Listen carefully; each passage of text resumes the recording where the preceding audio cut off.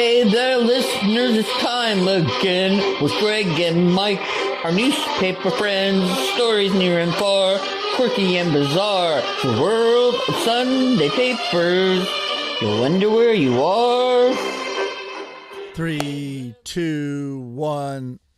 Read all about it. Read all about it. It is Sunday Papers. Sunday Papers. Oh, that's loud.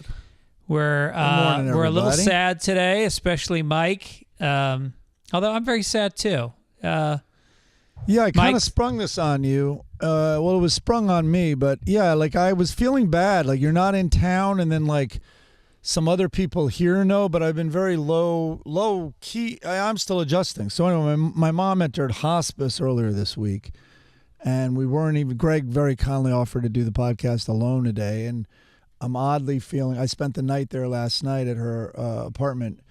I'm oddly feeling strong enough to do this. Something I was convinced I wouldn't be. On and off. I who knows if I'll even make it through. But yeah, it's so many of our listeners I know have gone through it.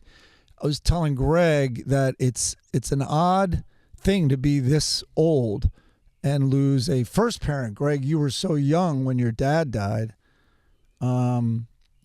But it's because it brings up so much childhood stuff, and then you're like, dude, you're almost 60. Like what? Like get it to get. Like what are you doing? So it's very new terrain and hard to figure out, kind of. Yeah, I'm sure you got a lot of different emotions coming: sadness, anxiety, childhood stuff that comes up, and also like I know you're kind of the guy who brings everybody together in your family. So it's that added pressure of, I think you have a tendency to try to make everybody feel okay. Yeah, I am worried about other people, and you part of it's responsibility. Like, my kids, that I can't even think about that right now, 'cause that's the hardest, no matter what, the hardest part. But, she's also, what's weird is she's still very sharp. And also, we laughed right before we pressed record today because I'm like, and I know this seems like such a Mike and Greg centric thing to say because we're in the funny business, but I was like, it just seems so wrong for someone with a sense of humor to die, because if you're on that level, like that's complex thinking. All right, so here's one story. So we were over there yesterday, and so there's 3 drugs that are going on: morphine, oxy, and then an anti-anxiety. So my mom is in bed and then very like alert. I mean, drowsy, but like alert. And we're there with her husband, my stepfather, Rich, and my sister, Laura, and George is there and everything.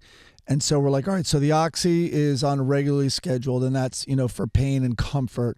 And then the morphine is very fast acting, and that's if like there's real, and that can happen at any time. It's not like regularly scheduled, and we're all sitting there taking this in, and then Rich goes, and he was trying to think of the name of the anti-anxiety drug, and he's like, and so then if she gets anxious, if she really gets anxious about anything, and all of a sudden like worked up, and he couldn't find the name, and I'm like, we just take the pillow and press it on her face. And she laughed so hard. That's amazing. She was like there and literally laughed, her eyes closed with a big smile, and she's like, there's my loving children. There they are. Yeah, well, your mom is like my mom. They're both Bronx Irish broads who are, very... that read a lot, that are, your mom I just picture your mom as somebody who does the New York Times crossword puzzle every week. I want to go back and find it. She gets Genius every single day on Spelling Bee, which on the New York Times, I don't know if people do that. It is really hard to get Genius every day. And I don't think it was long ago. I think it was 8 days ago that she got Genius on the New York Times Spelling Bee, it's called. Yeah. And she does she was so terrified. I should say that to her. I'm like, well, look at this. Alzheimer's never got you, because her mom got early Alzheimer's before it was even called Alzheimer's and died, I think, in her late 50s or like 61 or 2 from it. My mom was terrified her whole life. And so back to what you said, she would do the crossword puzzle on the treadmill. Wow. To outrun Alzheimer's, so to speak. No kidding. Wait, so just fill people in. Your mom's been dealing with cancer for what, like 10 years? No. It's I think it was during COVID, because we weren't allowed in the hospital. I thought it was longer than that. Oh. No, ovarian cancer, and they got it with great margins, and they took more than they needed out, including other organs and the whole thing. And then she was never 100% after that, but she was good. And then they were doing chemo. And then there's a number that some listeners might know. I have no idea what it is, but it's basically like a cancer number that comes in. And it's not white blood cells or blood cells, but there's some number. And it was extraordinarily high. And the surgeon was like very confused. And my mom wasn't. My mom's like, it's not high for no reason, and not that high. So they would always work on getting it down. And then they would do scans and nothing. But then, like, you have to keep doing chemo if that number's high. And then eventually they're like, oh, wait, we see a spot, which probably wasn't there before, but the number was indicative. But like your mom, you were talking about the Irish broads. They have the, I don't know, it's probably the Bronx thing. They have the biggest bullshit detectors in the world. Right. So all of a sudden, like, the doctor's like, oh, wait, there's a spot. And my mom's like, really? You don't say. Like, and then, so get this. Yesterday, an aide showed up, and she really liked this aide. An aide is not a nurse. An aide comes in and just is like, we're going to give you a bath in the bed here. We're going to take care of everything, and, probably change the sheet with the whole thing. And she really liked the one that was, say, Tuesday. The one comes in yesterday, and Laura can tell, my mom, you just read her face, could tell she wasn't liking this aide or whatever. Yeah. So the aide did stuff, including gave meds, and was still in the room while my mom then passed out. My mom passed out hard. It's a morphine, it's oxy, like out. And then she wakes up a few hours later, and her eyes open, and when they open, you don't know how much they're still on it. And Laura was like, kind of like reading her and seeing if she's there, and then figured, oh, she's not really awake. Her eyes are just open, and she's looking at me. And my mom just goes, so what did you think of that one? Meaning the aide. That was her first words. Oh my God. Yeah, I mean, thank God the racist stuff isn't coming out. Sometimes they get on Hospice and then, wow, watch out. 1950s Bronx comes right back. Well, yeah, I mean, she truly, I don't even think that would slip. I'm not saying she's the most virtuous, but I've never ever heard anything. But yeah. All right, one story, just because it's really a bummer, but it's fascinating also. When her brother died, he was in hospice, and Laura and I went to see him, and it was in Connecticut, in Danbury Hospital. And anyway, he was in there, and at the very last stages, that's when people, I guess the brain is coalescing things and maybe dumping things that it's carried around, and there's probably some clarity that happens, almost like when you're on a really ego-altering drug. But anyway, when in his last day or two, my mom would be sitting in the room, and he would be dreaming and talking, and he was saying the name of the priest that molested him when he was a boy. No kidding.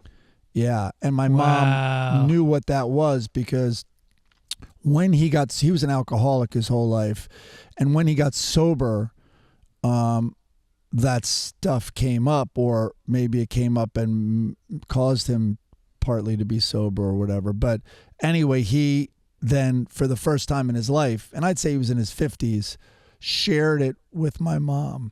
And my mom, my mom is pretty tough. She was like, I was like, oh my God. I go, and she's like, no, we knew something. It was like a week-long camp Catholic camp that he went to in Connecticut from the Bronx during a summer, and he was very different after that. And then he was drinking a lot, like not that many years later, like in his early teens. And so anyway, I was like, well, how was that for you? And she's like, what? And I go, well, when he told you that news. She's like, well, I just couldn't wait till he left. She's like, I immediately Googled the priest's name and was truly going to Connecticut to kill him. And then I saw he was dead. Wow. And when Laura and I shared that story, we're like, she, like, there was no doubt she would have done that. Right. Wow. Damn. Thank God he was dead. I know. And then I remember that Texas story. Maybe there would have been Texas justice where that dad in the airport met the guy who was arrested, who was molesting us, and then shot him, pretended he was on a phone. And it's on YouTube. Pretended he was on a phone on the phone bank, and then just shot him. And then they're like, you know what? You've kind of done time served. This is, you've been in jail and so free. Well, I can tell you this. 2 other Bronx Irish people at the end of their lives, I'm not going to say who they were, both, one on hospice, talked about how she'd been molested by her brother-in-law on the night of his wedding. And she kept it quiet until she died at 93 on hospice.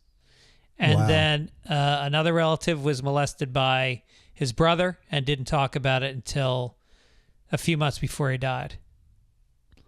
Yeah. I think it's you got to let it out. You've been holding on to it for how many years, and it comes out. Sometimes I think it's news to them. Right. That's probably true. That the brain has, helpfully, in some ways, protected you from it. But Chris put up that it's Leon Gary Plausch or whatever, publicly killing Jeffrey Doucette. Yeah. Anyway, it's we've talked about it on the podcast before. Yeah. And I'm sure like our listeners will have a lot of, I think hospice is a very, very interesting time, no matter what. In biology, in obviously the family dynamics and everything. And it is like, look, what a way to go. You're on drugs that are making you very comfortable, getting rid of the pain. You're surrounded by your loved ones. They're telling you how much they love you and getting stuff out. I mean, it's obviously you don't want to die, but it's a way of easing into it for the family as well as them. Yeah, absolutely. But anyway, I'm really sorry, man. I wish I was there, but hang in there. You very generously offered, to do this yourself, but it's also, I slept there, so I just rushed home to do this, and it's a nice distraction. And I realized on the drive here, like, distraction is my sweet spot. Yeah. So if I'm learning anything about myself, distraction is truly my home, my sweet spot. So that's another reason to do this, I guess, and to be honest about it. Yeah. Okay. Well, on another note, on a family note, Livy and I decided to go to dinner. It might have been over the weekend before all this, but she gets her a little ahead of me, and I get into. He's like, Owen works here. I'm like, what are you talking about? We're not in a pharmacy. Oh, and I'm like, because I just remembered his job in a pharmacy. Is that Owen there? Oh, no, that's Lisa. Come say hi. It's my God, that's where Mike. You are. Hi. Hey, Lisa, Mike, how are we need you? you here. Come visit. Yeah. Once Olivia's at Northeastern. I know. Oh, absolutely. Right. Okay, good. Yeah, this is heaven up here. This is. Wait, finish what you're saying. So you went out to dinner with Olivia. To my favorite Italian place on Ocean Park, and there's Owen. Yeah. He told me he saw you guys. Comes over like he owns the place in a great way. I mean, he's like, dude, and hug and this, and then they put out pastries because I guess they make so much on Sunday. It's one of the best bakeries in LA, and that's why the pizza is so good. And they had a whole dump of croissants. Everyone was just going over and taking a croissant to dip in their olive oil and stuff like that. That's amazing. And he's like, and I'll give you pizza, but we were there so late he couldn't. But he's like, I'll give you pizza to go and all this. But he loves it there. Yeah, he loves it. It's literally his 4 best friends are all working there, and they pulled him in about a year ago, and he makes so much money. Really? He made enough money in like 2 months to go to Central America for 6 months and live off of it. And so he came back, and he's making some more money, and now he's moving out. He's getting his own apartment.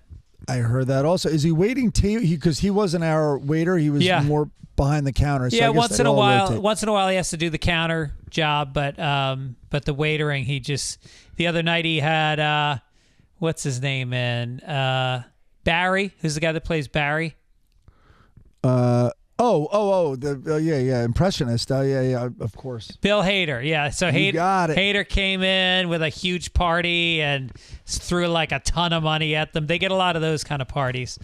But he's doing good. He was very happy to see you guys. And but anyway, so up here in Vermont, crazy, beautiful. Like the Dunskys have this house that it's like out of a Architectural Digest. It's got like 5 or 6 bedrooms, a huge finished basement, wraparound porch. You're looking out at the woods in 4 directions. They're down a long road, and it's just them. And they own like 130 acres behind them. And we went out yesterday, and we went mushroom hunting. And we came back with a giant bag full of what are those yellow, orangish mushrooms? Chanterelles. And we're having chanterelles with dinner tonight. Nice. Saw a bald eagle. We swam in a river. We swam in a lake. Swam in a pond. It's beautiful up here. Chris put up the whole population of Vermont is 647,000. Yeah, and 646 are Democrats. It's like we went to a farmer's market yesterday, and he was like, all these. First of all, it was surrounded by Subaru Legacy Outbacks with canoes on top. And it was just like people just, 70-year-old women with gray hair in sundresses selling fucking hemp candles. And like, it's the middle of Vermont. We're not near any city. There's nothing here. And they're just living these anonymous lives where it's like, this is the way they want to do it. I talked to one woman. She said, I'm off the grid completely. She goes, I have a generator for the electricity just for my fridge. And I use my washing machine once every 2 weeks. And that's all the electricity she uses. And whatever. That's just how people up here want to live. Keeping it green. The Green Mountains of Vermont. Yep. And summer in Vermont is unbelievable. Yeah. It's great. It's great. It's beautiful, really, every season. I mean, I imagine spring is a little wet and soggy, but otherwise, it's incredible. Yeah, and it's we're going whitewater rafting tomorrow. And what? Well, it's not whitewater. It's brown water. It's not fast, but we're going in tubes down the river. Oh, a float. You're doing a float. We're doing a float. Yeah. So that's the way to do it. I told you about the float I have, but in Wyoming, we would literally, go to the tire store, get the giant black inner tubes, and then with Billy Clark, and we would then put one car down the river, and we'd drive all the way up to Moose, Wyoming, jump in, and of course eat a bunch of mushrooms. And then we also had one inner tube was the cooler with beer and stuff, and we would float down, and there were very, very long stretches where we would play the game Prove There's Mankind, meaning point to something that's not natural, like if you could see a power line or an airplane. And it was almost like the license plate game when you're in the car. We would go so long not being able to prove, other than pointing to the drug addict who's 15 feet floating beside you. There was no way to prove that. There was nothing. It was incredible. Yeah, it's just like I'm here 3 days, and I'm like, okay, I get it. I could move up here. I haven't been through the winter. I probably couldn't last the winter, but.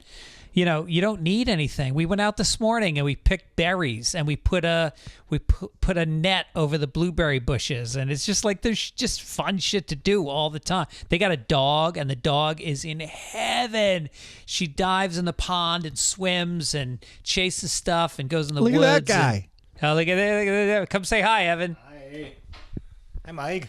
Good to see you, man. I'm hearing all. Tell him I'm hearing all about his paradise. He's hearing all about your paradise. Yeah. So we're having a blast, and we got to leave tomorrow and head off to. We're gonna go to Woodstock, to Erin's dad's house, and then down to the city, and then to my sister's, and then down to the city for a few days. Nice. And I could just tell it's magical there. If that angry, self-hating Jew can be that smiley just now. Well, look what it's done to it. Let's look what it's done to our Evan. Yeah, right. I'm not bringing up certain topics. Right. Yeah. What's space station story? What is that written in there? That we'll talk about it next week. But Gibbons had pitched us these astronauts who are stranded. I guess they're going to be stranded forever on this space station. Oh my God! All right. Well, that's an ongoing story. Apparently, there's no rush to do it, but we'll do it next week. Yeah. No, that's like the Haktua girl. She's not going anywhere. Yeah. So I was at the Stones, and I just had, I had a million thoughts. I saw them on Wednesday night, and and it was emotional, and I got emotional just kind of internally. What was the venue? It was not the best. It's SoFi, so it's 70,000. I don't even know how many people, if you count the floor, were in there, but not the best venue. The Stones are amazing at making any arena like the Forum or Madison Square Garden feeling like tiny. Yeah. For like just how many they are. Anyway, but he just, and I'm in this emotional place kind of anyway. And I did take a little bit of mushrooms. And so at the show, when it starts, go to any concert in the history, and there are thousands literally of the Stones. It's like he is a dog waiting to be let out of the door to go outside. The curtains are there. As soon as they part, he runs. He runs straight for the crowd. And listen, I'm not kidding myself. This was a nostalgic play. It's 99% nostalgia. I love, don't get me wrong, hearing the rock and roll. One of, which is a weird way to say it, but it's truly raw and all that. One cool thing is at SoFi, like last thing I saw there was Beyonce. And when you're seeing a SoFi show, generally every note is in place. If you're seeing Taylor Swift, it is so unbelievably choreographed. And I mean everything, not just the dancing, every note, every track that's played, every cue. And this is a mess, like the Rolling Stones are famous for. There's not one song that is even close to being played this like kind of note for note. Keith is doing all this wild stuff. Anyway, they were great. But my point is, I'm in this place and I'm in a very good spot, like, with the microdosing, and I'm just like, I kind of understood even Trump, but just even like cults. I'm like, just to Mick Jagger, I'm just like, just start a cult. I'll join. Literally, no questions asked. I just believe in you.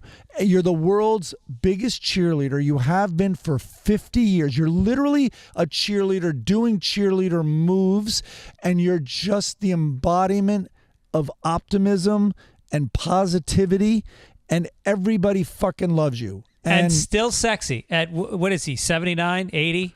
Right, Maybe. Which is needed for a cult leader. I agree. But. Right. I mean, if Mick Jagger wants to have sex with you, you're gonna do it at any age. I'd say it's taking one for the team, but I think it's also in the plus column. Yeah. Anyway, I really was just like, here's my money. Just start a cult. I'll follow you now. And part of it is I don't like all the other alternatives, and I think that's part of what explains Trump, not to get political on it, but it explains a lot of cults where it's like, you know what? I know it's probably not the best decision, and I'm letting go a lot of my rational thinking, but I really don't like everything else right now, and I kind of love most of you. Yeah, go start one. I'm a follower. That's what's so crazy about guys like Trump and Clinton is they've got that charisma. They get the green light from most of the women that they meet, and they have cheated their whole lives, and now they're the president. They could never get more, and they can't take advantage of it. I mean, I'm assuming they can't. I mean, look what happened with Monica Lewinsky. Like, you will get caught. Yeah. When Clinton was president, he famously did not have intercourse with Monica woman. Lewinsky. What? With that woman. With that woman. He never said her name. Like he didn't inhale. But did he have sex with anyone? I know while governor he did. Did he have sex with anyone when he was president? I got to imagine he did. Same, but we don't know the woman's name. No, there was several women he admitted to while he was governor, and it seems like he and Hillary had an arrangement. But it's just so funny that it's got to be killing these guys. It's like being in a zoo and there's red meat like right in front of the cage. Speaking of which, so the Sunday papers this week. Oh, I'm such an asshole. Oh, okay. It was done by, I think, 2 people.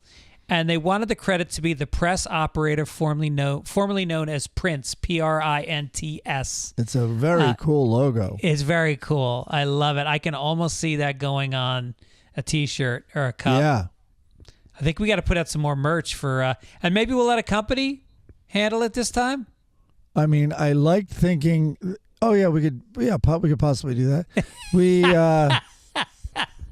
I like thinking we're like Johnny Knoxville dressed as an old guy because we're not looking too youthful there. No, we're not. No, we've got that, especially when old guys feel like they should wear a hip, younger guy's shoes, but the rest of the outfit is an old guy outfit. I mean, we have old guy fedoras and we're clinging to the paper like we're having trouble breathing. Well, reading a paper is old guy, period. I think on a park bench. Yeah. And by the way, my vision of retiring, I can't wait to sit on a park bench and read a paper. Oh, boy. Just read As I Lay Dying by William Faulkner. I'm on this kick where there's a bookshelf in the back of our bonus room that Owen put all of his high school books on that he mostly didn't read. And some of them I like As I Lay Dying I had already read, but I realized like the high school books that I read was 40 years ago. So I read As I Lay Dying, Slaughterhouse 5. I read that. I didn't read how's that? I might not be the time for me to read As I Lay Dying, but how was it? It is incredible. It is like one of the greatest novels ever written. And no, you should not read it right now. But it is about, basically it's told, each chapter is a different narrator, and the story is that the mother has died, and they need to take her body to the city, the nearby city, Jefferson, Missouri. And they live like, 50 miles away. And so everybody's got a different reason for wanting to go to Jefferson. Like the father wants to get new teeth. The daughter wants to get an abortion. That's a very cool device. So each chapter is told from a different narrator. And it's fucking heavy at the end. But it's... easy. All right. It's told from a very thick Missouri vernacular, so it's slow reading, but it's great. All right. All right. He's putting down Mississippi. No, it was Missouri. Really? Almost positive. Yeah, I think there's probably a Jefferson in many states. This is a good bet, because everyone knows the Fitz facts, and you said almost positive. It's like the perfect wager. All right, Denman, do you want to put $10 on this? Write yes or no in the thing. The book is narrated by 15 different characters over 59 chapters. It is a story of the death of Addie Bundren and her poor rural family's quest to honor her wish to be buried in her hometown of Jefferson, Mississippi. All right. As well as their motives, noble or selfish, they show in the journey. I said it was that's hilarious. I said it was an interesting bet, but I think everyone made money on that bet. And Denman just wrote, we have Jefferson City, Missouri as our capital. I guess I should have known that he's from Missouri. He would have known this, but he's also borderline illiterate. Also, that was like a very un-Southern state for Faulkner. Yes. You know what I mean? Yeah. No, but Faulkner, I think Faulkner's from Missouri. That's why I thought it was Missouri. Okay, here's another one. Are we going to fact check that? Is that true? Is he from Missouri? Yes, he's absolutely from Missouri. You really think so? Yeah, I know so. Denman, where's Faulkner from? He and Twain? He's writing Twain, yes. Faulkner, absolutely not. I'm undefeated in this thing so far. Where's he from? I feel like I still All right, feel wait. Hold on. I'm going to put a guess.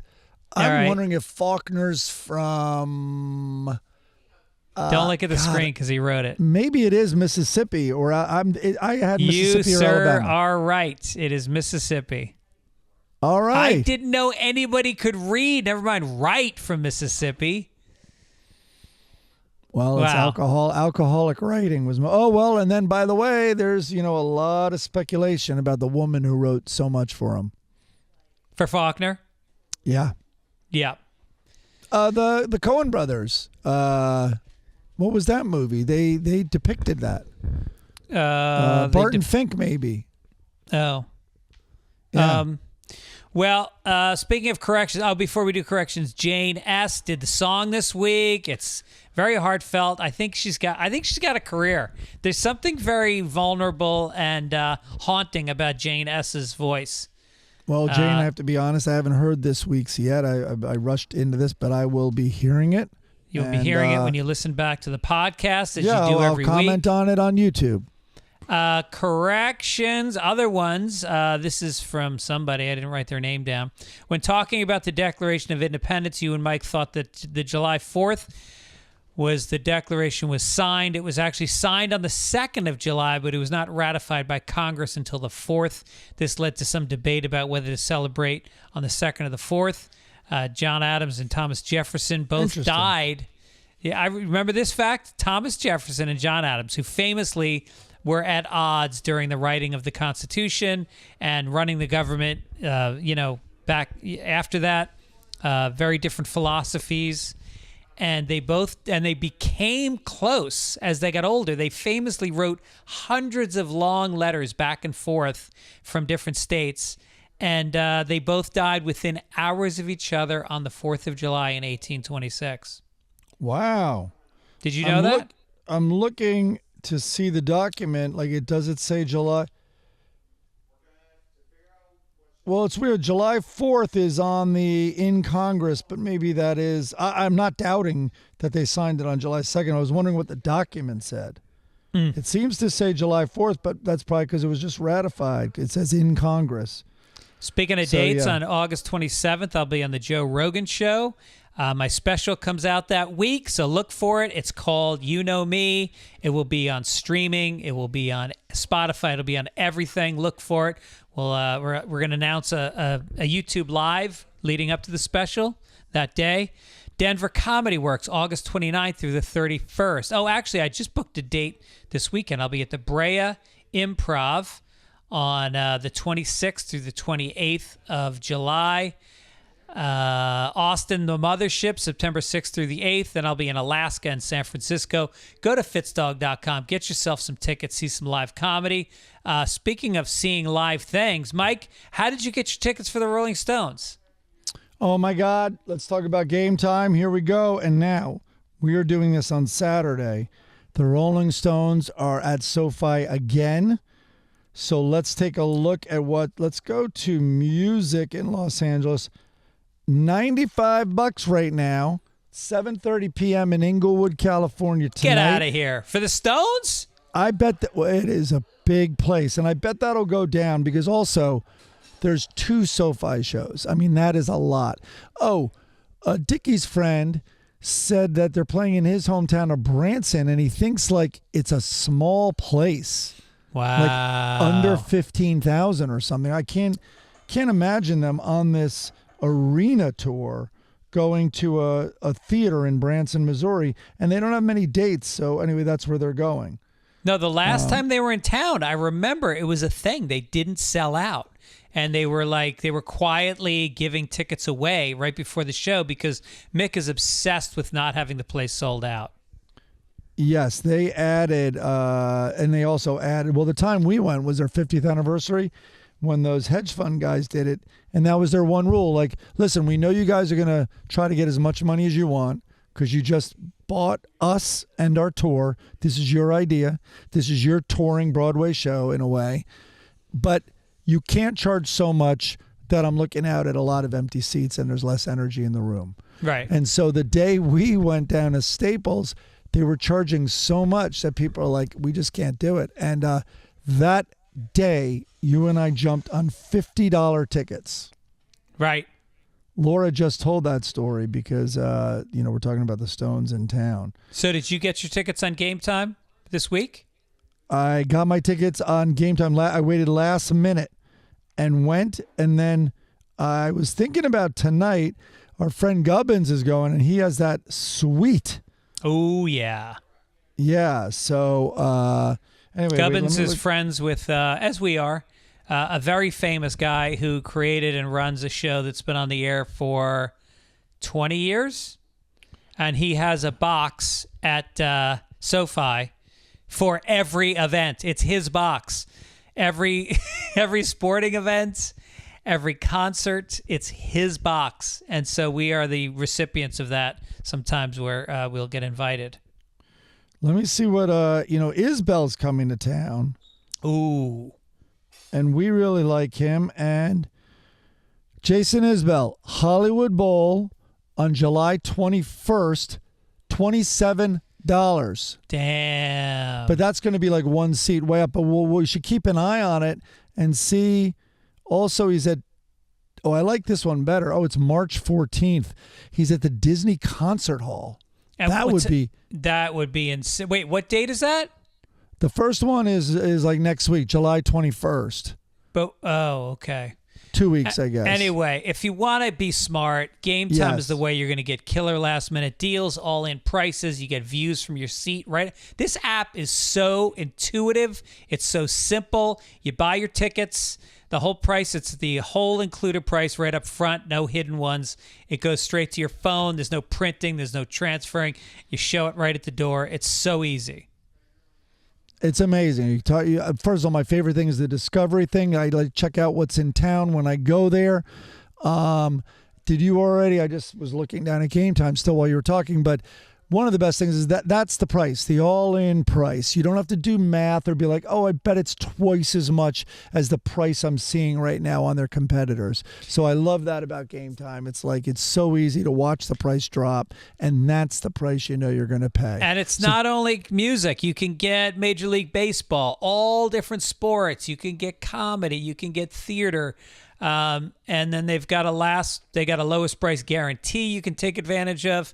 Anyway, listen, take the guesswork out of buying concert tickets with GameTime. Download the GameTime app, create an account, and use code PAPERS for $20 off your first purchase. Terms apply. Again, create an account and redeem code PAPERS for $20 off. Download GameTime today. Last minute tickets, lowest price, guaranteed. You got it. Okay. All right. You got some crinkling over there? Oh, my God, do I? Oh, man. I guess it's really humid here. This paper is... Let me see if I can find one here to crinkle. I'm in Lisa's office. Take one of his manuscripts. Oh, wait, I found hard paper. Okay, good. Hard currency. Hard-ish. Here we go. Ready? Front page.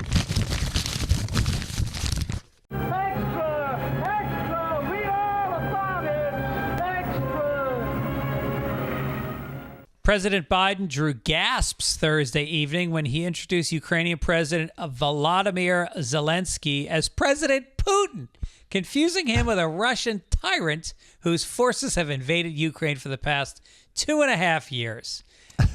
He says, and now I want to hand over to the president of Ukraine, who has as much courage as he has determination. Ladies and gentlemen, President Vladimir Putin.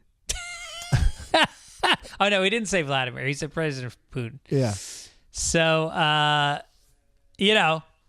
it's rough because then I think the same day he referred to Kamala Harris as Trump. This is a week after the debates, and he's trying to climb back in and show people that he's cogent. Cogent? I know. Is that the word? Yeah, and of course the comparison is like to Trump, and Trump is just so much clearer on it. Like Trump has never confused Putin and Zelensky. He has only offered support to Putin. And he Right. never loses track of that. He never Right. blurs it or conflates it. It's No. very clear. No, he has really very wisely not helped out the recipient of what will be the conquering of Europe once again. I listened to Biden's press conference a little bit. I was in the car, and it's like you're watching a completely shit-faced person being interviewed, and you're like, are they going to make it to the end of this sentence? It's so I didn't anxiety. understand what they said, Yeah. and also I don't think they're going to find the word they're currently searching for. No, a lot of sentences end in ... or anyway. There's a lot of anyways, and then he does this thing where he gets super ramped up, where suddenly he'll go, and when we go to the border, like he goes from first gear to fifth gear, and it's so contrived. It's like, here's an old guy trying to sound like he's still got it. So what do you think? What's your take on all this? Do you think he will be replaced, and if so, by who? Yeah, so when I saw the debate, I immediately said out, and it's all about winning. You know what I mean? Like, I really like his politics. No one's perfect, but boy, if I have my list, and also the issues that mean a lot to me, and if you look at the issues that mean a lot to me, having nothing to do with personality, having nothing to do with lies, literally nothing to do with any of that, this is the ticket I really, really like. So could I vote for this ticket? But it's more than that. You do need this leader who instills confidence, not only at home, but internationally. So I was like, just out and replace them and get people in there, because it does a couple of things. One is, no matter who replaces Biden, now it's Trump's the old guy. You know what I mean? Trump is now the old guy, and he has to deal with that. Right. And then you could, the thing with the debate was, that was the easiest debate in history to win, and he lost it. Yeah. He didn't Right. even just not destroy him. He lost it. So, however, I've talked to a bunch of people who are way smarter than me, and that is not false modesty. And I've heard their argument for keeping him in, which is not at all because they're being kind. An analytical argument, just statistically talking about the chance to win. And they bring up really good points. I'm still on get him out, to answer your question. Yeah, and who do you think should replace him? I mean, I would like Gavin Newsom and a female running mate. I think the governor of Michigan, what's her name? Probably. But, because I know, listen, Newsom is incredibly flawed character, but he is a strong debater. He's a strong thinker and speaker. I saw him destroy Hannity on an interview that Hannity had, where Hannity had all his traps set, and he ran circles around Hannity. Yeah. Right. So I just think that someone can communicate the easiest message, I think, in presidential history against his opponent. Yeah. And nail it.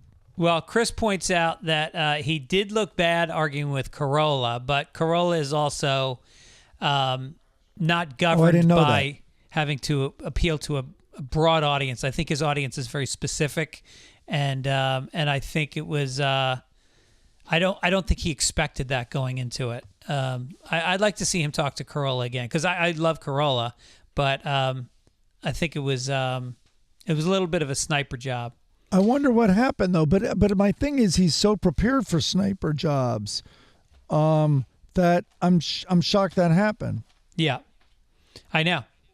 Anyway, more Biden. Apparently, he snuck off to bed instead of meeting with the German chancellor during a June. This was June 2022 G7 event. Why is that in the news today? I guess they're just dredging up shit about him.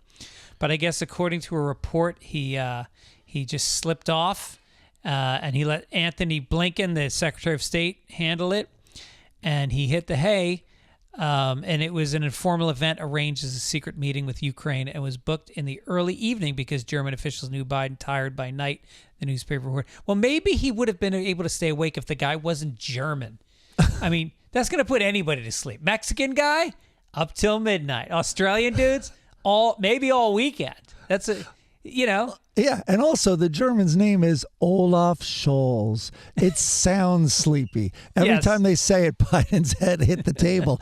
It's like a meditation mantra. Olaf Scholz. Like that's what I would. Olaf Scholz. Olaf Scholz. Like that will push my thoughts out of my head, and I would pass out. And the other guy's name is Blinken. He was surrounded by sleepy names. Right. The last thing you do before you fall asleep. You're blinking.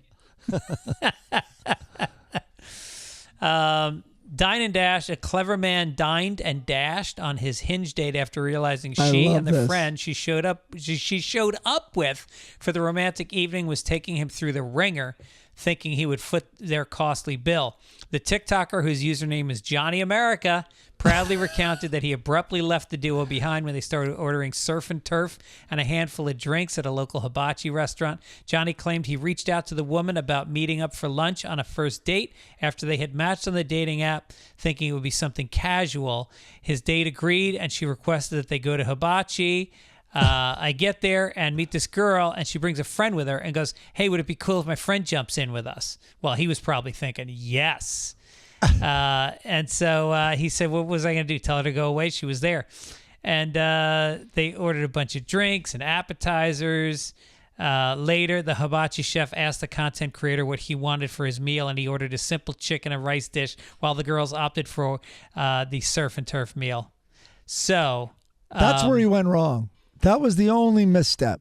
Why didn't you go double the surf and turf? Right. I'm not paying for this. Yeah. Yeah. Also, how is this in the news? Because it sounds like he did something illegal, but he did not at all. No, it's only a dine and dash if nobody's left to pay the bill. Right. But that's among you. And this guy is going to be a fucking hero among men. America's great again. That's what happened. Johnny America. You just get, that's going to become a phrase. You just got Johnny America'd. Oh my God. By the way, I'd even consider it a win if he secretly paid the waiter for his share and then left them. You know what I mean? Yeah. There's zero wrongdoing in any of this. The problem is men have been dining and dashing on women who they're like married to and have a kid with. The kid is almost like the surf and turf. Like, hey, let's have a baby. Okay, cool. I'm gone. Bye. Yeah, this Hinge date was he's a deadbeat dater. That was a deadbeat date. Totally. Yeah. They should have a card for that. All right. So I went on way back years ago when I was on the dating apps. I went on a date and met, I think, for like a cocktail. Then it was like, do you want to go? And then we went to the Irish bar here on Main Street, or where it was called Finn McCool's back then, because they had live music. So we go in there, but she showed up, I think, a bit drunk, and then, which I didn't really know till at that point when we were now going to the second place. And all of a sudden she was drunk and had like a tick, like a facial tick thing that was going on, and was started to get like belligerent. And I'm like, what the fuck is going on? So at one point, instead of like losing my patience, I go, hey, I'm going to go to the bathroom for a second. So I go to the bathroom. Now I'm in the bathroom and I'm like, I like, what the fuck just happened? And I'm like, I didn't even have to go to the bathroom. I'm just regrouping in the men's room. Yeah. And I'm like, you know what? Be a stand-up guy. Just go back and say, you got to go home. You don't even have to lie and say you got a text or whatever. Yeah. Just go, I'm calling it a night. Pay for the tab and all that. So apparently I took a while in there doing all this thinking. So when I came back, I sit down next to her and I'm like, hey, listen. She's like, you're back. And I was like, what? She's like, I thought you left. And I'm like, that's allowed?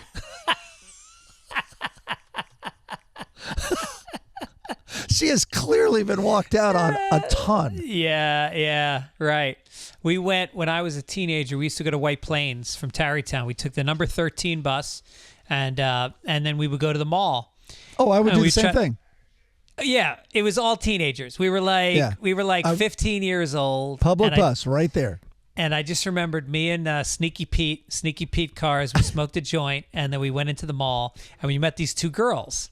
And I remember they were from Portchester, big hair, Italian girls. And we said, "Do you want to go to the movies?" And so we went to the movie theater. We had no idea what was playing. We just looked up and we saw Al Pacino in a movie called Cruising. And we're like, all right, it's car races, whatever. Do you know the movie? Of course. Okay. So we go into the movie theater and we sit down next to these girls and we're holding their hands. And then the movie starts and it is about gay cruising. It is about dudes in leather jackets and dog collars making out in sweaty discos. And the girls were like, what the fuck? And me and Pete said, we have to go to the bathroom. And we were out of there. We left these two girls in a gay porn movie in White Plains and laughed for approximately 35 minutes. They're all turned on. Yeah, right. You get the real story is you guys went home and did it. Oh, yeah. I mean, look, this whole story is a guy's. There's a whole other podcast where I tell that story. Do you want to skip down to gay porn on that note? That. All right, why don't you read it? Popular Twitch streamer Sketch emotionally addressed a leak showing he once filmed porn on OnlyFans, telling his 1.1 million followers he is a changed person after kicking, quote, a couple of addictions. 2 years ago, I did some stuff. I'm sorry. If you've seen some of the stuff, the 25-year-old streamer, whose real name is Kylie Cox, told his followers Monday, confirming he was the adult performer seen in the leaked material. Yeah, wait a minute. So his stage name was not Cox? His actual name is Cox? This is where you would say, read down to my joke that I wrote in there. Oh, there you go. All right.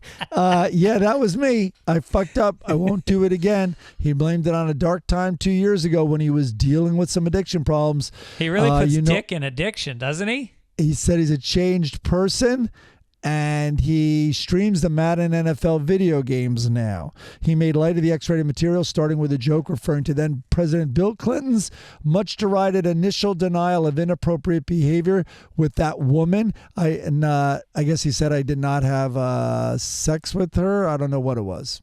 I did not have sexual relations with those 3 pizza delivery guys. You see how I stopped myself and didn't step on your joke? I love it. I got to start reading down before the podcast. No, that was a late entry, but you had not picked up on that name, and I was like, that's surprising, so I put it in there. I did not swallow that load.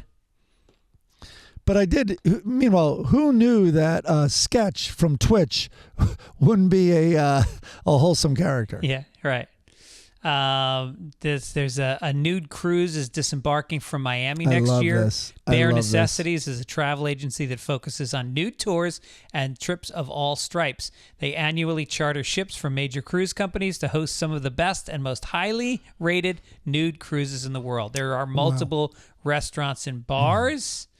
Excuse me, waiter. There's a very long hair in my soup. And I got to think. There's clothing shops. Yeah, that's going to be a little empty that week.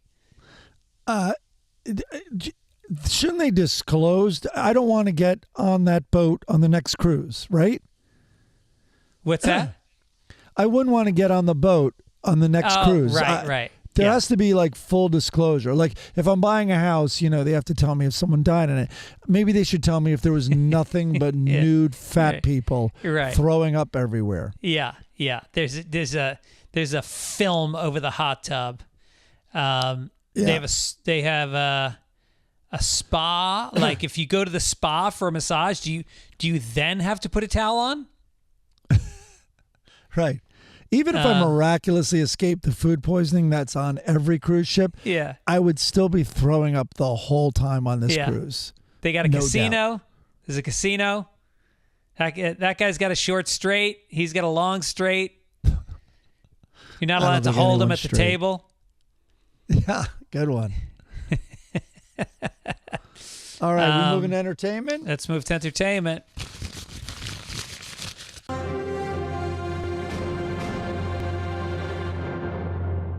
I just watched, actually, with my stepdad last night, the latest episode. Have you started Presumed Innocent on Apple? I think it's a pass. It might be. It's the #1 streaming thing right now. Yeah. And it's Jake Gyllenhaal. But I do like Peter Sarsgaard. You know Peter Sarsgaard? Love Peter Sarsgaard, yeah. So do I. I always thought, and of course it's like I should write it, but I desperately wanted to see him play Malkovich's son and get in a screaming match because there's such a similar energy and delivery.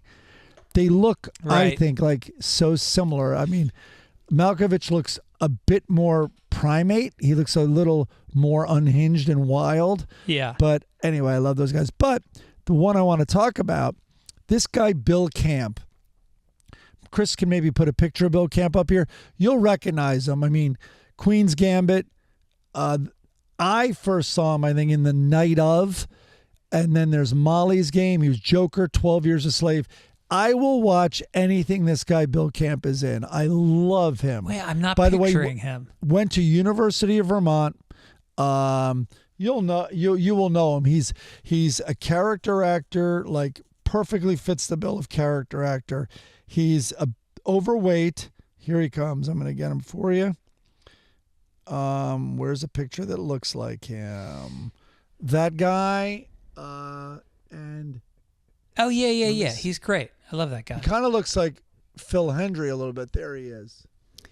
Yeah, right. Yeah, he was also in. Yep, there he is. There's a political drama that he's in. I can't think of it. Anyway, yeah, that guy works. University of Vermont. So kind of Wow. a local boy for where Yeah. you are right now. I'm moving up here. I swear to God.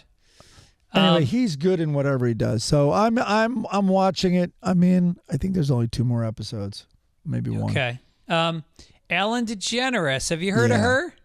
Oh yeah. She said during a recent stop on her Ellen's Last Stand-Up tour, get it, that she's done with fame, and once she plays her final shows, which will be filmed for a new Netflix special, during the Q&A after her show in Santa Rosa, one fan asked DeGeneres, would she return to the movies? She said, no. DeGeneres answered matter-of-factly, this is the last time you're going to see me. After my Netflix special, I'm done. Another fan pushed her to once again voice the character of Dory from Pixar's Finding Nemo. But DeGeneres responded, no, I'm going bye-bye. Remember? Oh. She's just going to just hang back in her mansion and be haunted by the ghosts of the past, present, and future. I have to watch what I say because I was actually hired by her a month ago and was let go the next day. And, Greatest story. Yeah. I was not the first that happened to. And yeah. It's already being reviewed, so I think I can say something. Her material's already being reviewed. I read some people talking about it, and I personally, this is my personal opinion, I think there are a lot of problems with the hour, and some things are very off. But she did make that clear that this is it. Yeah, She's saying I don't bye-bye. buy it. I don't buy it. I think she needs it. She is a narcissist who has been fed by her audiences for a long time, and I don't think she can do what her wife Portia de Rossi did and just disappear from Hollywood. Right. So, we'll I think see. she'll miss berating crews. Other people's tears are like nourishment to her. She licks them off. She makes you cry, then she licks the tears off of you, and she gets stronger. Let's just say it is far, far from a strong move for someone in her situation to paint herself as the victim. Yes. She needs someone right away who's even in the Q&As after her show, and you would know this is all public domain. I am talking about the issues I've read about, not in what I read while working for, that I've read about in publications. And anyone who really cares for her should right away somehow tell her there is no world where you can even hint at that you're the victim. Right. Well, Even if it's just optics, which it's more than that, in my opinion. Even if it's just optics, you can't do that. Yeah, it's like there's a documentary out about Louie right now called Sorry Not Sorry. And it was made by these people from the New York Times who really had an axe to grind. And then Variety wrote a review of it today. And it's just like... I saw that headline. I want to see. They're like, and how he managed this comeback. Yeah, I mean, you know why he managed to come back? Because he didn't commit any crimes. Because, you know, at the end, what he did was morally wrong. He did apologize for it. Why do they keep saying he didn't apologize for it? He did. And he's also supposed to what? Just like disappear and go climb in a hole for the rest of his life? You're also leaving out, he's and I'm choosing my words so carefully, an undeniable talent. People desperately want, you know what it is? If you want to understand undeniable talent, I'm not comparing the two men, but if you want to understand undeniable talent, 2 words, Michael Jackson. Right. Exactly. Who is having played nothing at every, having nothing every to do bar with mitzvah, what they did. Every Sweet 16, it's all getting played. And he is an undeniable comedic talent. And so, anyway, you want to, why he's back, he would have been back even if he was Me Too'd worse than he was. I don't even know how to, I don't even want to get into that. But what I'm saying is people are going to go, he's going to sell out Madison Square Garden because his comedy is that good. And people have, you know, sort of come to terms with and weighed what he did versus their own moral step, blah, blah, blah. So it's he won the Grammy. He won the Grammy this year. Right. It's a very easy question to answer. Yes. So anyway, speaking of people that are off the hook, Alec Baldwin has now been... Yeah. He's free. The trial's over. And I think what happened was there was... I guess his people were complaining that the prosecutors were not sharing evidence against him in the manslaughter case, like forensics reports, redacted emails, and so then they learned that a retired police officer had walked into the into the sheriff's office and dropped off a batch of bullets connected to the case, and once again nobody told the defense. So they basically cried foul, and that's it. He was facing 18 months for accidentally shooting Helena Hutchins on the set of Rust. Yeah, so he's free. And I would say that is very predictable. Unlike the prop gun, when you get a rich guy on trial like this, it's very predictable. Nobody had to check the chamber on this one. I don't know why the producer element, like Baldwin in that capacity, was thrown out before this, or not dealt with. But I, having been in this business, having had prop guns on set, having a million people beg to change, even at USC, where I taught a course that was like their SNL course, even at USC, they would beg you, can you like change it to a knife? Just because even at USC, where it doesn't air, where it's not union, where it's not professional, even there, fake guns cause so many headaches and concerns. Right. So I don't know how there's a world where there was a bullet on set. I've never known a set to have a real bullet. Because the crew guys were doing target practice with the gun the day before. Did you hear that? No, I didn't hear that. Yeah.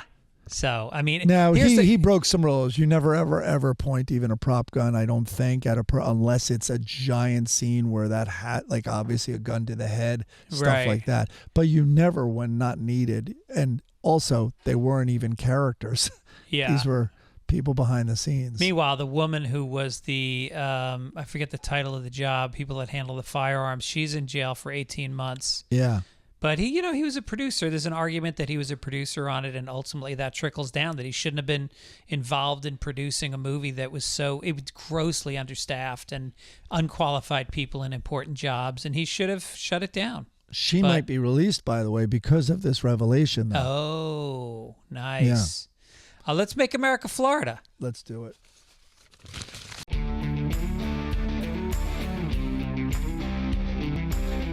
All right. Dennis Gibbons sent this one in. He said it's a little dark, but I think we can handle it. A Florida man who this is so Florida, man. A Florida man who spent the day drinking with a woman he met at a Daytona Beach pool is accused of dangling her 4-year-old son from a second-floor balcony and dropping the boy on his head. Brandon Gilmore, 31, met the unidentified boy's mom poolside at the Sandalwood Beach Resort. That is an overstatement. It is a motel. Then spent the day drinking with her. Oh, wait a minute. Let me just bring this up. I looked up Sandalwood Hotel, and here are some reviews. Beach Resort. Oh, I love Beach this. Resort. Have never stayed at any resort that required me upon checking in to agree to additional fees. It was filthy, very shady. Use caution. There's a Russian one that has exclamation points, which I didn't even know they had in the Russian language. That's all they have. Room 353, horrible, 7 exclamation points. Very annoyed that it definitely was not clean. Shower was spraying all over. Bathroom door was rotted. The sink kept getting clogged. They said the pool was heated. It was not at all. The Keurig was disgusting and never cleaned. It was one of the reasons they do not clean here until you leave. Imagine the sand that was brought in. You ask for clean towels. They don't have them, and then nobody's at the front desk. Just to give you some background on this hotel. No wonder they're out drinking by the pool all day. Yeah. So this 31-year-old guy, met the unidentified boy's mom poolside. They spent the day drinking, and then he took her son outside the room to, quote, scare him a little bit. He was just swinging in, playing with them, and then he let him go, and he had him by 1 foot, and then the kid slipped right out of his hand and fell directly on his head on the concrete, no grass. Police said Brandon Gilmore met the toddler's mom and reviewing it, right? And then surveillance footage captured him holding the boy in his arms before holding and grabbing him by one leg and holding him over the balcony before he fell to the ground.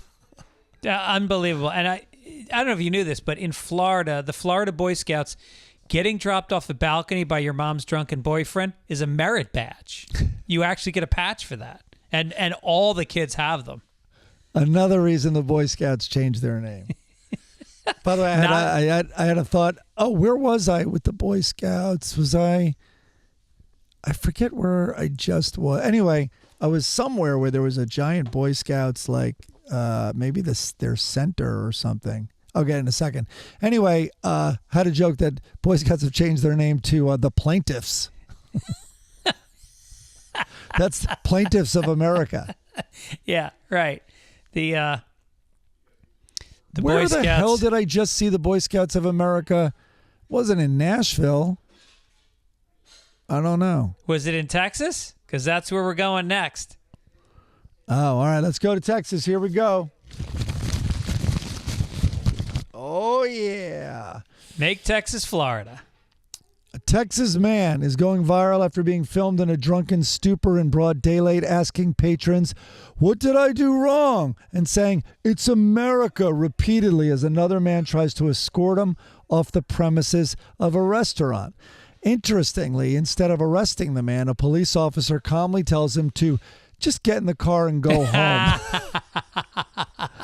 And by the way, he's visibly shit-faced. Twice, while some of that was said to him twice, while some of the patrons at the restaurant seemed to be more frustrated with his behavior. Here's why the story's in here. As the intoxicated man is rounding the corner, he says, "I hate black people," without being provoked. When some of the patrons asked him what he said, the man escorting him says, "Nothing. He didn't say nothing." However, the man's sentiment was clearly heard and repeated by one of the onlookers. Due to no black people being present in the video, one Twitter user asked, were there even any black people around? The hatred runs that deep? Oh, my God. At this point, who cares? A lot of people, and a black person on Twitter goes, at this point, who cares? A lot of people hate us. He just said the quiet part out loud. I'd rather know who to steer clear of and what their mindset is than trying to figure it out later. So this was funny. Black commenters, of course, are not surprised that the police told this guy spewing racial hate to simply go home instead of arresting them and doing what they would expect done to them. Right. Then it was revealed the guy was also arrested for public intoxication last year in Nashville under very similar circumstances. And one of the Twitter users goes, sounds about white. Did he say this? Do you think he said the same thing in Nashville? Just get the tattoo on your neck already. Stop repeating it. Yeah. I think and another thing. That's probably one of the most used stencils down in Texas. I don't like black people for tattoos. Out of nowhere. I love that. Like the cop wasn't black. It's yeah. What is going on in that mind, honestly? I think we can skip sports and go right to I'm psyched about Wimbledon final tomorrow, though. All right, let's talk about that then. Let's do some sports. Well, okay, here's sports.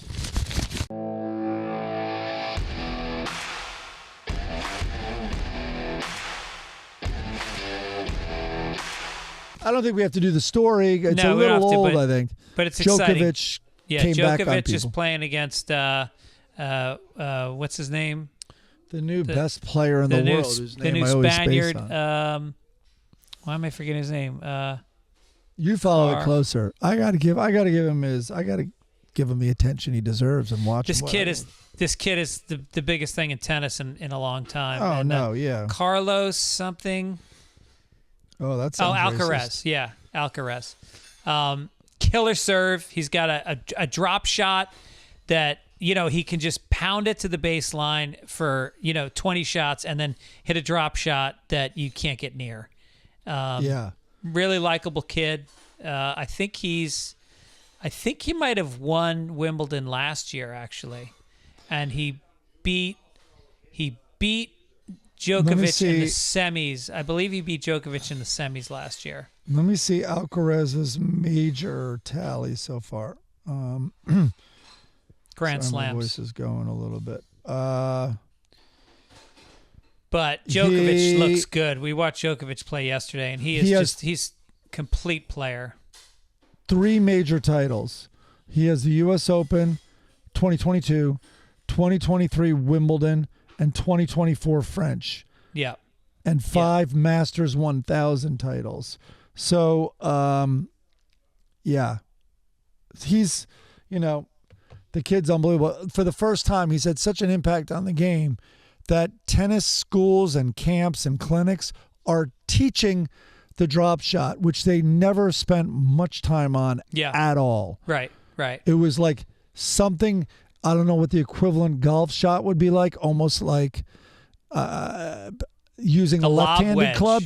Using a left-handed club to get out of the woods, you know what I mean? Like, it's like one of those, like, if you need it, in an emergency, here's how to hit a drop shot. Right. All right, let's get down to the obituary. Yeah, we had a late I didn't entry. see this. Oh my God. Oh, here we go. Time for the obituaries. And that's all, folks. So I originally had in Shelley Duvall, who died earlier this week, 75 years old, a Robert Altman protege, and of course the tormented wife in The Shining. One movie I've never seen is McCabe and Mrs. Miller, and I also haven't seen all of Nashville. Oh, Nashville's amazing. I've watched it. It was avant-garde. The audio and what they were doing, but McCabe and Mrs. Miller, I always hear about. Yeah, that's and then Popeye was actually a very interesting movie, but I mean, she apparently in The Shining, she got so traumatized that she like couldn't leave the house for like 3 months. I think she went into therapy, and it was really bad. They were both, I think they've expressed maybe regrets. Kubrick is obviously like, not Mr. Nice Guy, and in terms of giving a shit what people think about anything. Yeah, right. And I guess Nicholson was, but this, in fairness to Nicholson, I guess, and I don't know what I'm talking about. Let's lead with that. But in fairness, Kubrick drives everyone on set crazy, where everyone is at their wits' end, frustrated, fighting. Apparently with Tom Cruise and Nicole Kidman, it was unbelievable, to the point where some have speculated, including Tom O'Neill, he was almost like playing a practical joke. He made them redo that sex scene or parts of it forever. Yeah, I heard that. So anyway, I think Nicholson was not his best self at all, and I think got very frustrated with her as well on set. So anyway, but then this morning, changing subjects, we saw our old friend who we've talked about on the podcast, Dr. Ruth Westheimer, whose grandmotherly approach as a sex therapist made her a pop icon in the 1980s radio in New York City. And she died at her home at 96, I think, yesterday or today. Yes. Mm-hmm. She was restful when she passed away. Her son and daughter were with her and holding her hand at that moment. It was as peaceful as she could possibly go. It's amazing there was stuff still going on in her life. She had a book coming out this fall, and someone wants to make someone should definitely make a biopic about her. Yeah. Was she a Holocaust survivor? Yes. I believe she was a Holocaust survivor. Yeah, she was. She had the German accent. And you take the penis and you put it in the vagina. Yes. But if you think what I just said is exaggerated, go find audio of her. That was a pretty good impression. Oh my God, she had the sweetest, cutest little voice, and she did a lot. I mean, she was around during AIDS, and she was talking very frankly about it, and homosexuality and things that were taboo, and she opened up a lot of conversations. She was like a quintessential grandmotherly figure, even in the 80s, who, and some of us have them in our families, who just is going through life with nothing to lose. And I think probably the Holocaust had a great effect on her in that specific way. Like, what? I'm going to be embarrassed talking openly about human natural sexual urges and desires and practices? Like, what, are you kidding me? Like, she had zero taboos about it. But just so people have a clearer picture, when we talked about her, because I think she was just assigned some like government position or something in New York State or whatever, an ambassador of sex education or something. But just very briefly, she had, this is old school, she had a live radio show on Sunday nights in New York City, and people would call in. But I am telling you, the amount of New Yorkers that it was like an HBO show, like Sopranos on Sunday night. Every Monday, everyone was talking about this radio show. It was incredible. Yep. My father kind of did that when he was coming up, and it was like the 1970s. He was on the air, and it was AM radio, and it was mostly housewives listening.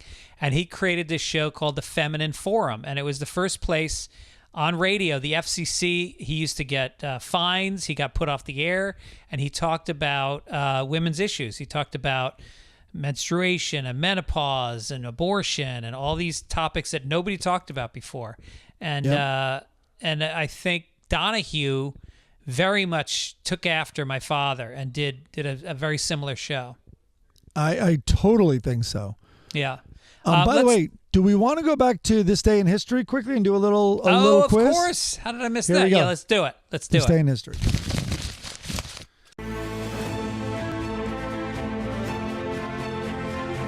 Okay, sir, we're going to start off with Woody Guthrie. He was born on this day, Sunday, July 14th. I don't know if it was a Sunday. In what year? Range? Oh, sorry. I'm going to give you a range of 8 years. 1889. No, not even close. 1912. What? You have to keep in mind, he died at 50. Old Woody Guthrie was younger than we are. Oh, that's why I remember that Bob Dylan was at his deathbed, and so I was working off of Bob Dylan's age and thinking that this would have been in the early 60s, so he must have been born 80 years before that or 70 years before that. Yeah, you know what's interesting is it says he died October 3rd, 1967. I would have bet the house that he died in 62 or 3 because that's when Dylan came to New York. I think Dylan even came to New York in 61 maybe. But anyway, I guess he was on his deathbed and stayed there for years apparently. All right, give me another one. All right, we got I'm going to skip the Bastille. Was stormed. I think you'll get this. You're only going to get a 1 year, give or take 1 year. Easy Rider was released in U.S. theaters on this day. 71. You missed it. 69. Ah. American By the way, baseball. Storming of the Bastille, I'm going to go 1785.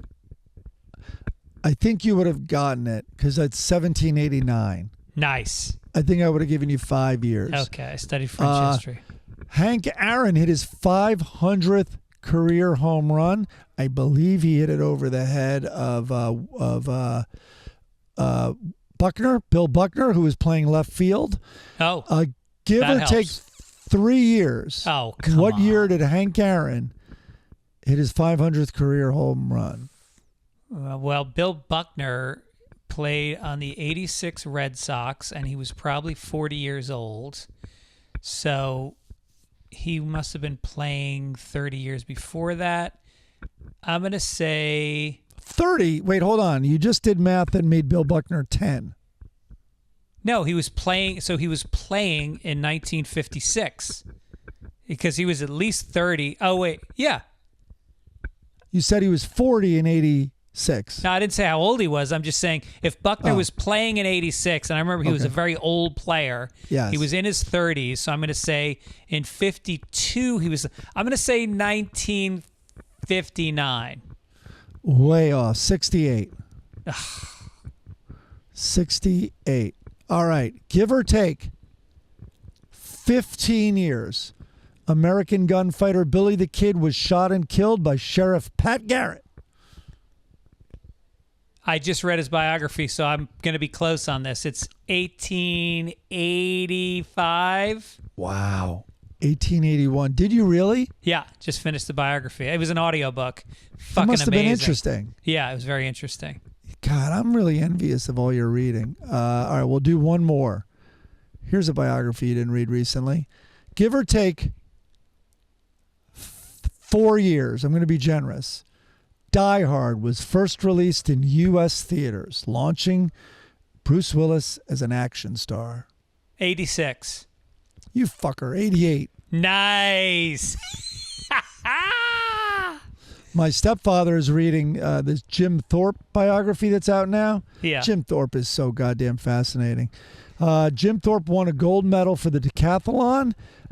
He also, in the Olympics in Stockholm, he also won the gold for the pentathlon. Give or take 10 years, what year did he win both of those at the Stockholm Olympics?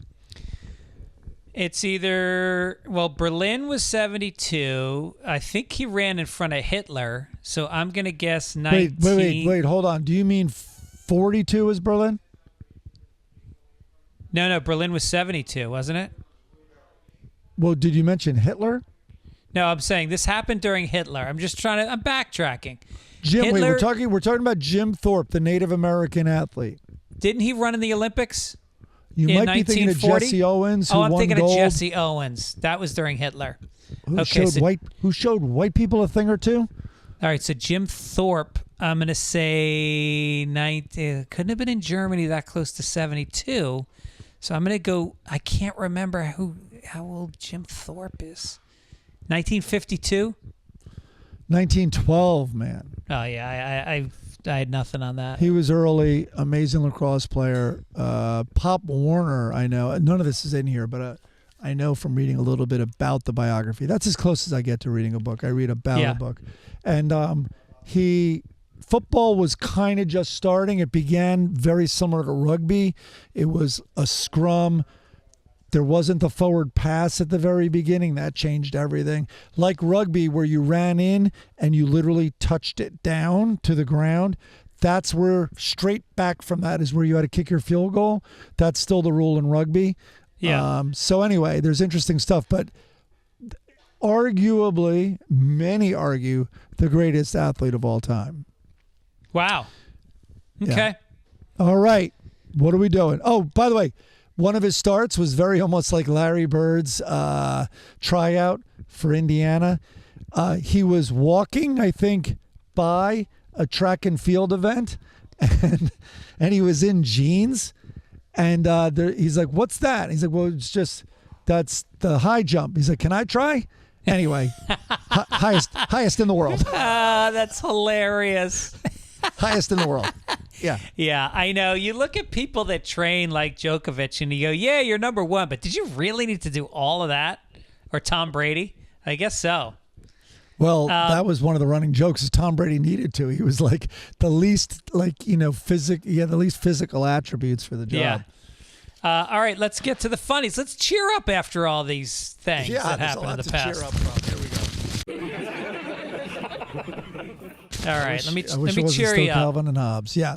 Okay, we got last week's comic that you guys submitted your entries for the contest where you win a koozie mailed to your house for free as opposed to the $10 you other deadbeats need to pay, including shipping. Go to fitzdog.com to get them.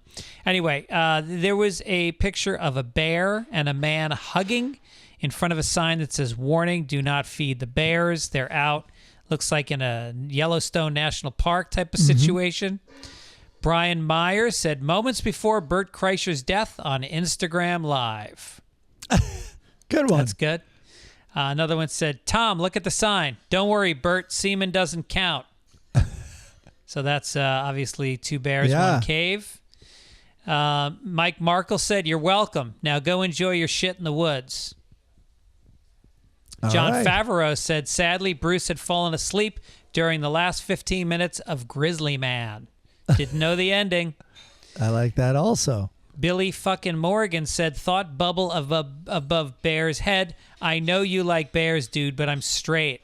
Yeah, there was a lot of references to the gay bear thing. Yes. Ron Dvorak said, "Thank you for eating my mother-in-law. Next week I'll bring the wife." I like that. That's a different take. Yep. And then Phil McCracken said, "Relax, it's called soaking. God says it's okay. Honey, could you get over here and jostle my ass?" All right. I think it was a little too much icing on that cake. A little too much icing on that cake. Yeah. There's Jake Minnick said, "Well, they didn't say I couldn't give you any emotional nourishment." Oh, look at that. Very good technicality. Devin Smith said, "Based on a true story, MDMA bear instead of cocaine bear." Kevin O'Brien said, "Really starting to peak on the ecstasy. Roger felt he couldn't simply drive on without trying to connect with the magnificent gentle giant." Yeah. It's kind of like the ecstasy. Yeah, I get the MDMA. All right, and that's it. I mean, there was a million. Those were the ones that stuck out. Mike Gibbons, it's up to you. You obviously laughed at the first one, moments before Bert Kreischer's death on Instagram Live. Yeah. You also that is good, Brian. But I think I like Ron's. Just one of the things you can't really teach comedy writing in a way. You can teach things not to do it. But anyway, one thing they always say is try to avoid the first couple of instincts because everyone's going to have similar ones. And listen, it was well done. I like it. But, the two bears did jump out at me, of course. And in this podcast culture. And the gay bears. Yeah, it might be a little easy, but I like Ron's. What else did you? What else was there? There was the soaking one. Oh, I like John's Grizzly Man also. Yep, that was good. MDMA Bear was interesting. I like that. Takes a second to get it. It's very. You know what, Ron? I'm going to ding you though. It's very anti-woman. Oh, what about bringing his son? What about bringing his son next week? I didn't know we were woke. Okay. Bringing his son next week would have been a little more surprising than mother-in-law wife. Okay, it's not our show. You know what? And we like Mr. Favreau. I think this might go to Favreau. Okay. Sadly, Bruce had fallen asleep during the last 15 minutes of Grizzly Man. Fireworks, confetti. Congratulations, John. Send us your address and we'll get that koozie out to you post haste. Next week's caption is, or next week's comic is, there's a couple. That's a Far Side. It's a Far Side because, and I'll be honest with you guys, I asked you to send us comics, not no text, no caption, just send us a funny you can draw it yourself, and if it's interesting, we will use it for the contest and give you credit. This one's from the Far Side. There's a husband and wife eating dinner. There's a dog. He's got a gun. He's pointing it at the guy who's got his fork almost in his mouth. Give us a caption. And I'm going to already take, so don't do this. I'm already going to take the one, no caption needed. That is a funny cartoon. Yes. Right there. Yep. All right, let's get to Hagar the Horrible, where they are leaving the castle. Hagar and a couple buddies, they got big sacks on their shoulders. Hagar goes, that was fun. On the balcony, you see the king. He's steaming mad, and it looks like his courtier. And he says to the courtier, draw up an amusement tax. Courtier is a word? What? Courtier? That's a word? I'm going to go with it. Courtier? Courtier? Yeah, I guess. Don't ask me. My mind is mush right now. I just think that was fun is not referring to those bags. That is referring to a now limp queen who's in the shower in the fetal position. This one's on the king for calling rape amusement. Right. Right. He should not be taxing what just happened to his wife. I mean, is the castle, in quotes, amusement park? Yeah. Right. Is her ass the tunnel of love? It's a small world after all. They're Vikings. That's a good theme. All right, let's get to the Lockhorns, where Leroy is eating a meal that his wife prepared. She bought, she cooked, she served to him, and he says to her, where did you get this recipe? Los Alamos? I mean, how do you say that to your wife? I love it. Okay.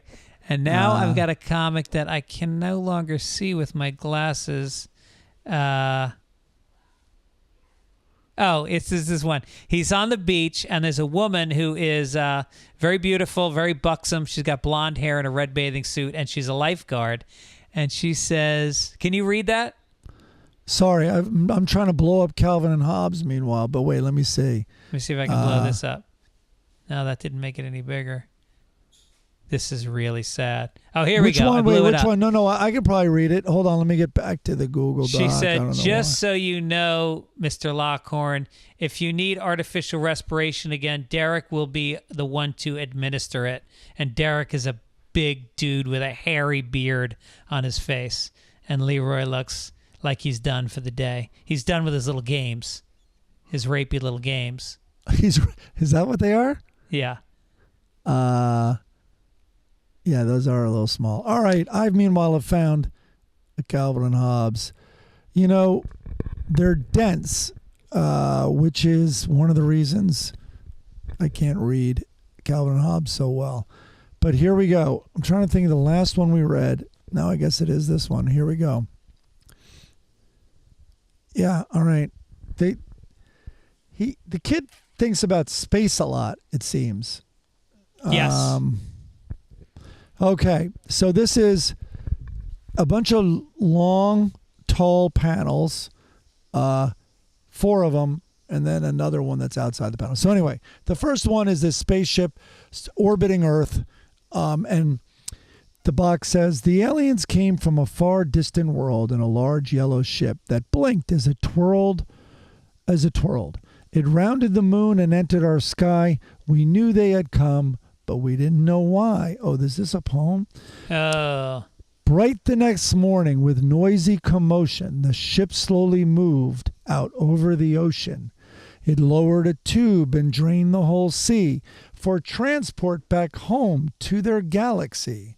The tube then sucked up the clouds and the air, causing no small amount of earthling despair. With nothing to breathe, we started to die. Help us, please stop, was the public outcry. So you're obviously seeing these images during each one. Now we're in the fourth and final one. A hatch opened up and the aliens said, "We're sorry to learn that you soon will be dead. But though you may find this slightly macabre, we prefer our extinction to the loss of our job." So now you cut to Calvin and Hobbes sitting on a rock outside, and Hobbes is reading this poem, and Calvin is pointing to it, and Calvin says, "That's my science fiction story. Think it's too far-fetched?" And Hobbes goes, "Not enough, really." Wow. What's that all about? So I'm noticing a trend here, and the trend is that I think Calvin and Hobbes I think their fans think it's subversive, and that because what it does is it's kind of gently negative, and cynical's the better Yeah, he's word. a little bit cynical. He's got hope and joy, but underneath it, there's a worldly cynicism. So the problem is, like, we just came out of, Leroy. We just came out of the Lockhorns, which is full on, no apologies cynicism. And this one's like masquerading, like kind of like when the Muppets would do commentary, which I did enjoy. I did enjoy when the Muppets got a little subversive or had something to say. Or, oh my God, the documentary on Mr. Rogers, he was very sneakily saying things along the way that were way more serious than a children's program. So I get that. Charles Schultz was very Christian, and there's a lot of Christian stuff built into Peanuts. Probably why I don't care for it. And so, anyway, it doesn't really work for me. But there you go. That was number 4. Okay. We have, I guess, 3 more. If 0 doesn't count, we have 3 more on the countdown. We got many more left on this next strip. It's called Blondie, and in she walks in a white top and a velvet black skirt just above the knee. It looks summerish. She's celebrating summer. She goes, "You're spending a lot of time on the new neighborhood Facebook page," and Dummy is on the computer, and he goes, "Oh, yeah, people are complaining about Barbie Babblewelder sunning in her bikini again." So that's what he's looking at. And he goes, "So naturally, you're coming." So Blondie says, "So naturally, you're coming to her defense." He goes, "Hey, can I help it if I'm a peacemaker?" And now she sits down and goes, "Speaking of sunning, Hank Hunkerman is cleaning his pool." So what we've got going on here is a man who is betrothed, and bound to duty, can make love to this woman, and yet chooses to be a voyeur for the neighbor. Turn around. Turn around. Go to the beach with your wife. Yeah. They're really looking outside. They're really looking outside the home a lot at people who are barely dressed. Right. I mean, to me, like, I don't know. It's almost like they're brother and sister. Sometimes he treats her like a sister instead of a lover and a wife and a life mate. Yeah, the guy trying to make it a little gentle for her too. Like, she goes, "Speaking of sunning," and then she goes, "Hank Hunkerman." I think he's thinking that name does part of the wordplay. A lot of the heavy lifting in this. Right. That Hank Hunkerman is cleaning his pool. I mean, that's not really sunning cleaning, but yeah. Anyway, she's seeing a guy who doesn't have a shirt on. We all know that. Well, I don't know what neighborhood Facebook page is, but I want in on it. It sounds very sexy. It's way sexier than the Nextdoor app, which is constantly shocking to me. Yeah, I got off it.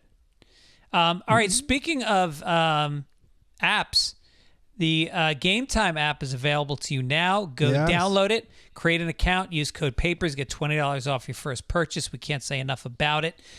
We also want to, remind people to rate the show on Apple Podcasts and YouTube. Give us some love. We appreciate that. We also want to all send our support to Mike at this time. He's going through a rough time, and I know that people care about you a lot on this show, and I'm sure they're going to be reaching out, and that's very sweet. Yeah, it's very surreal, and I feel sometimes stupid in a way, no better word, because it's like, anyway, there's really what I should be doing anytime I can feel sad, first of all, which is something that's foreign to me, like giving myself permission, but also grateful has to come into the mix, could not have gotten better, truly. Yeah. So there's that also. All right. Well, but thank you, man. Appreciate it. Send her my love, and I check will. in I with will. me. She loves you. She's known you for most of her life. Yeah. Right. And she went to high school in Dobbs, right? In Dobbs Ferry, right near where I grew up. Yep. And did not have a good experience at that. Was that a Catholic No. school? Yeah, it was a Catholic 5-day a week boarding school for kids in the city, and she was in the Bronx. So she went said there. the nuns were just abusive. Better than her brother got. Right. Sorry to end on that note. Yeah, but, right. But rulers smashing on your knuckles, she'd take that any day. Yeah. But anyway, thank you so much, and I'm glad I did this. I didn't know if I could, and it's been nice. I'm psyched I did it. Yeah. Well, thanks for showing up. Hopefully it took your mind off things for a little while. And okay, good luck, and thank you guys for listening, and we'll catch you next time. Everyone, take it easy, please. Take it easy. Take it easy. Hey there, listeners, it's time again with Greg and Mike, our newspaper friends, stories near and far, quirky and bizarre, the world of Sunday papers. You wonder where you are? Hey there, listeners, you can't go back. The story's here, a one-way track. The madness has begun. Sit back and have fun. The world of Sunday papers is listening, you're done.